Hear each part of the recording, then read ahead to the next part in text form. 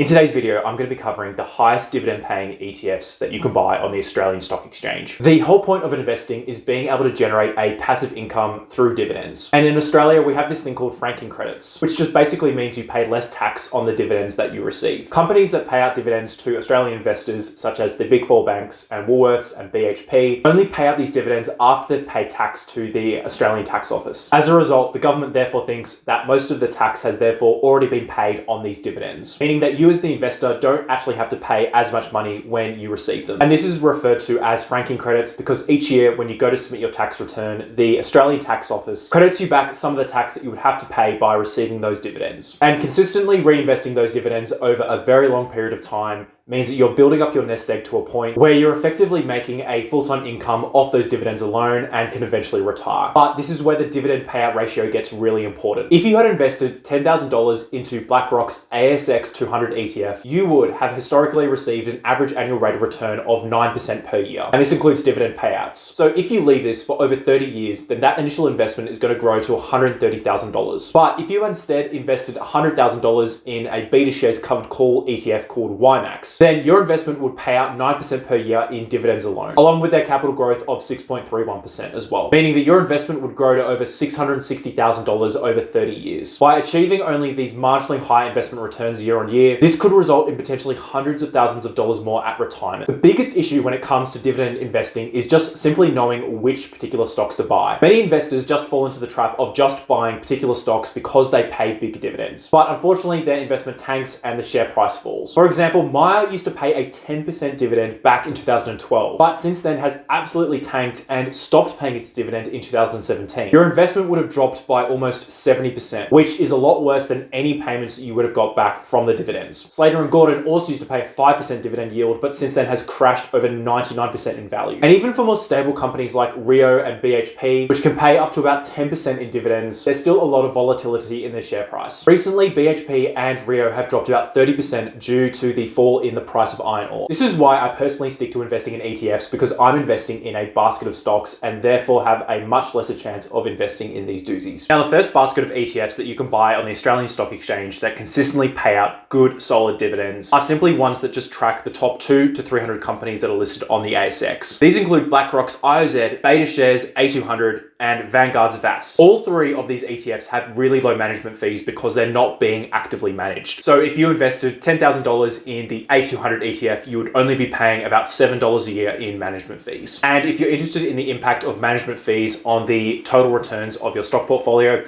check out my other video here. On top of that, all three ETFs pay about 3% a year in dividends. Their capital growth, if you reinvest those dividends as well, comes out to about 9% per year on average. Since these ETFs have delivered about 9% a year in historical average annual returns, this also means that you're getting about 6% per year in capital gains. Therefore, even if you didn't reinvest any dividends at all, your investment would still grow by 6% per year on average. And that also means that your 3% dividend payout would also grow year on year as well. For example, if you invested $10,000 in one of these ETFs, you would get about $300 in the first year of your dividend payout. But since your investment grows by 6% the following year, then you technically then be making 3% on $10,600, which is now $318 a year in dividends. Of course, this is just an average, so it's going to vary from year to year. And over time, though, this can really start to add up, especially when you start investing more and more capital into these ETFs. In addition to this, there's also a whole bunch of other ETFs that you can buy on the Australian Stock Exchange, including IHD, RDV, SYI, ZYAU, and DVDY. You're basically just buying into a similar combination of stocks that are listed on the Australian Stock Exchange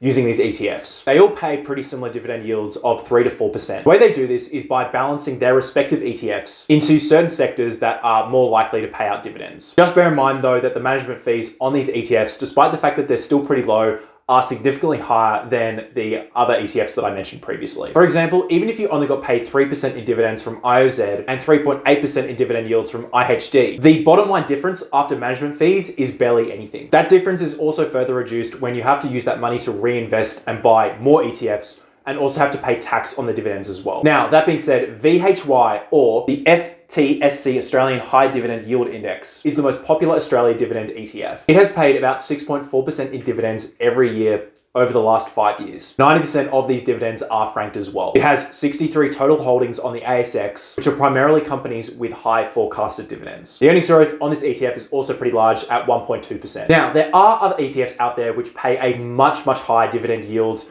of 10, 12, and even up to 15% per year. These include the BetaShares, YMAX, and UMAX ETFs. These ETFs pay out such a huge dividend yield because they have what's called a covered call investment strategy. If you don't know what covered call means, you can check out my other video here, which explains it in further detail. But essentially, a covered call strategy involves buying a whole basket of stocks and then selling the corresponding call options on those respective stocks. So for example, person A and person B have different views on where the share price of Apple is going to be in 30 days time, which is currently at $127. Person A thinks that Apple will drop to $120 in 30 days time.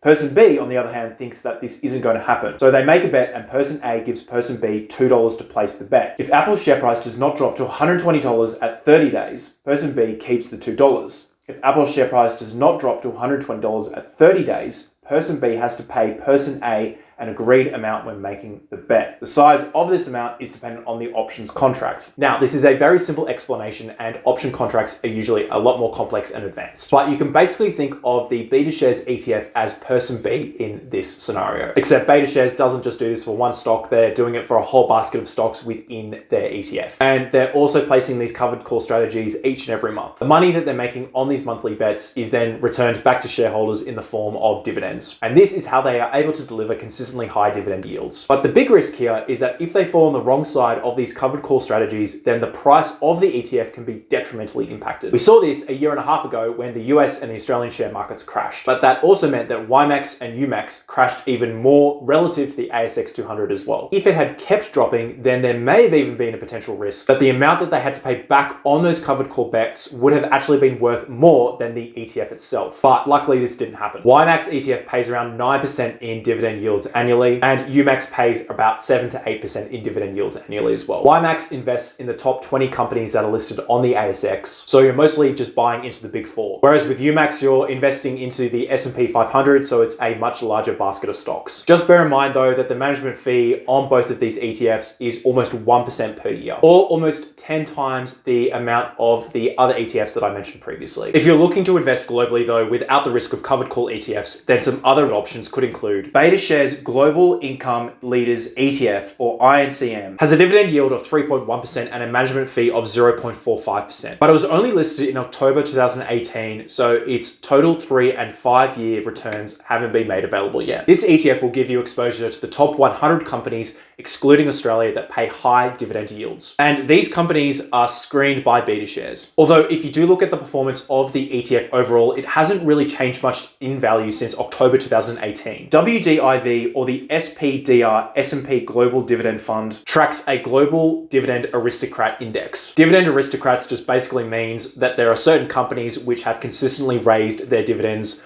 consistently over the last 10 years. It has a management fee of 0.5% and pays out a dividend yield of about 5% per year. WDIV has also returned an average of 6.25% per year over the last 5 years. Another big trap to watch out for are ETFs which deploy a dividend harvesting strategy, which involves buying shares just before they pay the dividend and then selling the shares immediately after you get paid the dividend. Most, if not all, stocks tend to fall in value after they pay out their dividend to investors, meaning that any amount that you make on the dividends is actually going to be offset by the reduced share price. And having to pay a management fee on another ETF, which could be 3 to 5 times larger, just because the dividend yield is slightly larger, just isn't justifiable in my opinion. Now, that being said, the covered call ETFs are in a completely different ballpark altogether. They pay much higher dividends, but their risk is much higher as well. Just remember that dividend investing is not something that's going to make you rich overnight. It's only going to work if you are willing to invest your money over a very long period of time and continue to invest more and more of your savings into those ETFs as well. If you have any questions at all, just leave it as a comment or even comment below what your favorite ETF is. Please like this video if you've got some value out of it, and also please subscribe to the channel as well. Thanks for watching.